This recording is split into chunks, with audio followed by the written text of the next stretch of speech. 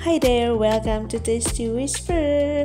So, mayroong ibinubulong ng ating isipan at ating puso para magluto ng quickly cooking lang naman. So, ang aking ginagawa guys ay painitin muna ang aking frying pan at ilalagay yung mga sangkap na wala pang mantika, and then pag mainit-init na, saka ko ilagay yung mantika. At now ay maglalagay na tayo ng spices na ang sangkap dyan na sa isang bottle ay 5 klase ng spices. So hindi na natin kailangan ng iba pang mga another spices kasi 5 klase na po yan. So ang sarap-sarap ng ganyang spices. So ayan na nga ang ating lulutuhin, tiyan, water spinach guys at kangkong. So sa awa ng Diyos may mga Greek na nagtatanim na ng spinach or water spinach dito sa Greece. So ayan na nga guys, ayan, ihalo-halo lang natin ng konti, and then after that ay maglalagay din tayo syempre ng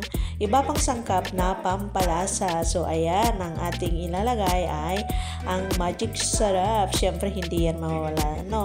So ngayon ay lalagyan natin ng patis instead of soy sauce ay patis ang aking nilagay. At syempre ito ang menu, ang ating sardinas. So ang ating niluto ay water spinach with sardines with chili.